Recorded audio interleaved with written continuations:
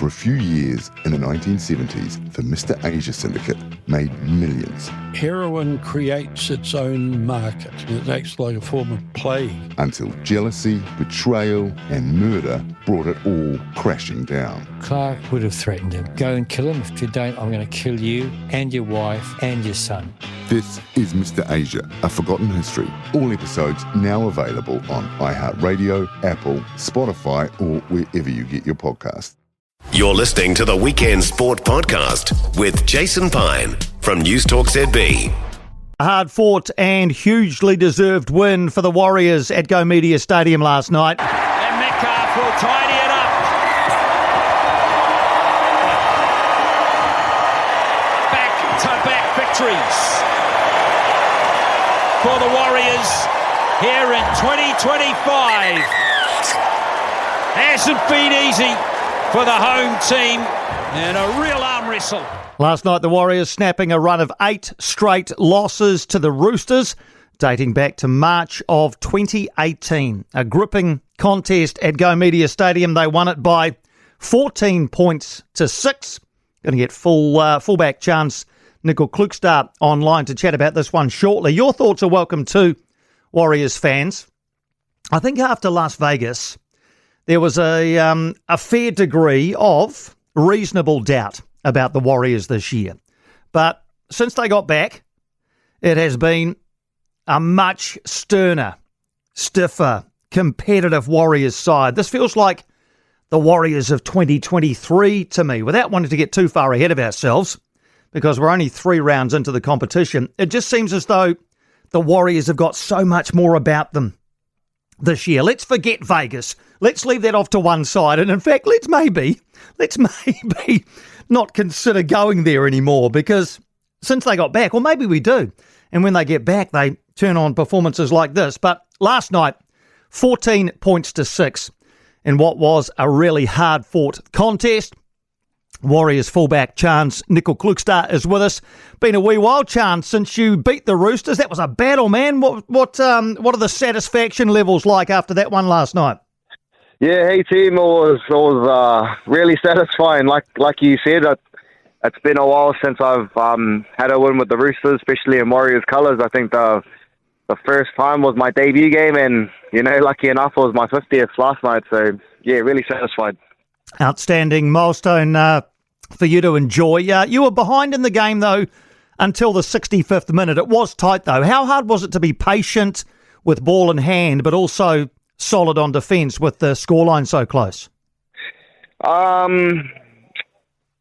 Yeah, I think we've done a lot of work on that over the preseason, and I don't feel too anxious or nervous about the clock ticking down and, the arm wrestles that we were getting in with the Roosters.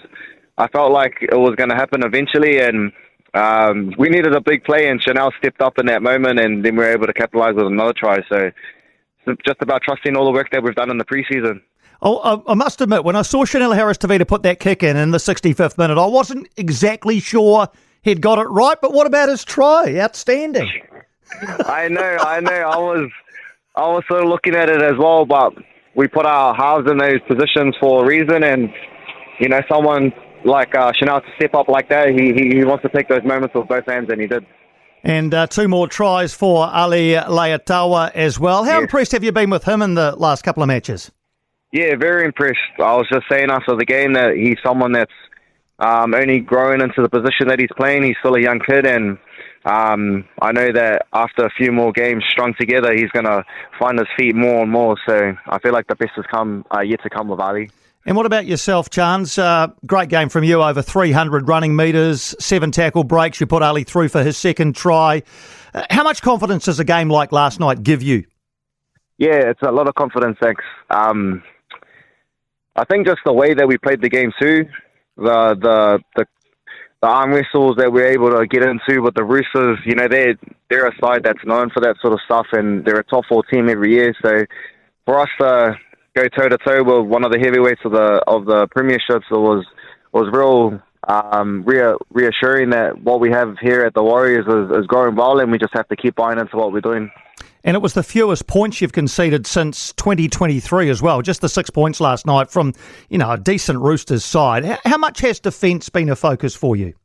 Massive focus for us. Defence wins premierships, and that's something that we want to be known for, and being resilient on our try line and resilience in our defence is what we want to be known for, and we know that's what it takes to be a great side in the NRL, and that's where we want to be. How much of good defence is mental, wanting to make those tackles, but, compared to actually, your defensive structure, everybody being in the right place? I feel like it's probably, over half or 3/4 of it is mental, in my opinion.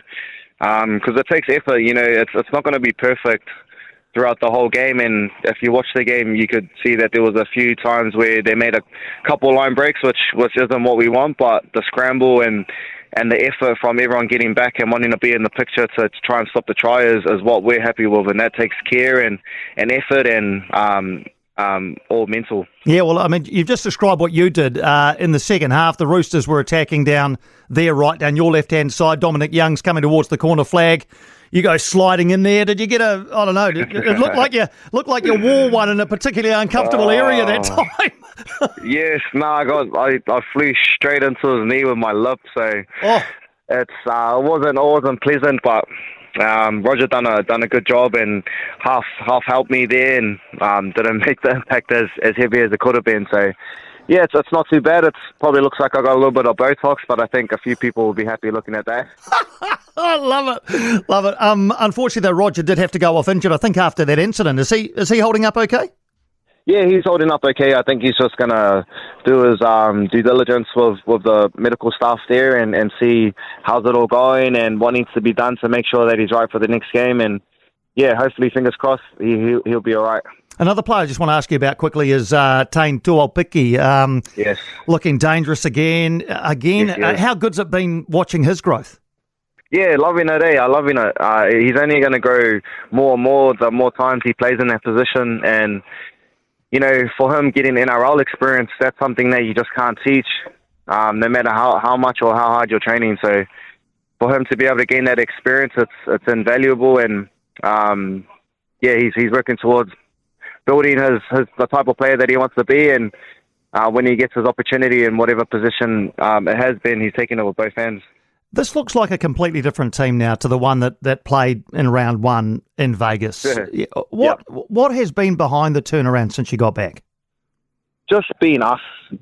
There was a lot of people, I guess, doubting us or, giving us a bit of stick, but myself and the team were real confident in what we could do with our side because round one, we just weren't us or ourselves at all.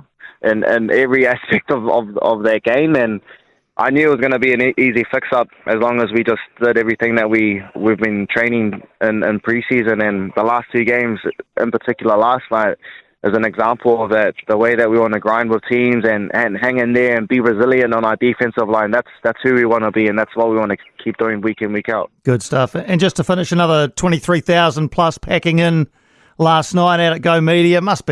Must be awesome running out there and having the energy in that ground feeding into you, is it? Yeah, it's massive. I just want to say a massive thanks to all our fans, our loyal and supportive fans that turn up week in, week out, whether we're at home or away. Running out to a packed out Go Media Stadium is something that you can't experience anywhere else. So it gives us a lift, and I'm pretty sure it's quite intimidating for away teams that come to play us. Absolutely. Hey, great to chat, Charnze. Congratulations on a milestone match and a terrific performance last night. Hope the Botox starts to come down a little bit, mate. And we'll see you next Sunday away at the Tigers. Nah, cool, lads. Thanks for that, team. Have a good one, eh? You have a good one too, Charnze. Thanks indeed for taking our call. Charnze Nicoll-Klokstad there. Warriors fullback. Another great game from him, I thought. I mean, it's only the third game, but yeah, his best game of the season, without a shadow of a doubt. And there's been people who say, is he the right guy to be in the number one jersey? Well, absolutely for me he is. I thought he was really good last night, and the courage that he brings and everybody brings, and it's really interesting listening to him talk about defence there, because, what did he say? Over half and maybe 3/4 mental. You have to want to do it because, and this is the same with all contact sport. Rugby union's exactly the same. You have to accept that you are going to feel pain, because some of the hits that go in these games, for mere mortals like you and I, we can't imagine taking hits like that.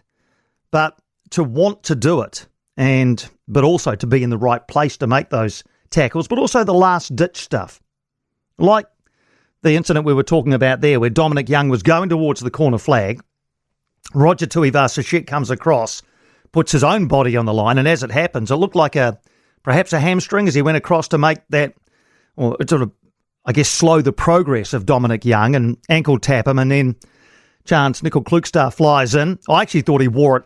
I thought he got head-butted around his waist, which would not be a lot of fun at all. But as you heard him say there, a knee in the lip. Yeah, so you could see he sort of recoiled and after the tackle. But you have to want to put yourself in that position, and these players absolutely do. 0800 80 10 80. Warriors fans, can I ask you to perhaps cast your mind back to after Vegas and then bring yourself forward to where we are now? Because I think after the loss to the Raiders, there were a lot of people with genuine concerns about this team. Just the way that they played that day was, and again, Charnze just said it then, it wasn't us. That wasn't us. The last 2 weekends, like I say, there was genuine concern. Coming back home for 2 tough games. The Sea Eagles, one of the favourites. The Roosters, who the Warriors haven't beaten for 7 years. I think a lot of people thought we were staring down the barrel of 0-3 to start the season, at the very least. But look at it now. What a difference this last fortnight has made. And who knows, maybe Vegas was a blessing in disguise. The fact that it happened, it demanded a response, and the Warriors have come up with a response. 14-6 last night. That tells the tale of an arm wrestle. None of this 55-33 you get in Super Rugby. But to concede just 6 points against a Roosters team that has plenty of attacking threats says a lot about them. That's more like us, as you heard Charnze Nicoll-Klokstad say. For more from Weekend Sport with Jason Pine, listen live to News Talk ZB weekends from midday or follow the podcast on iHeartRadio.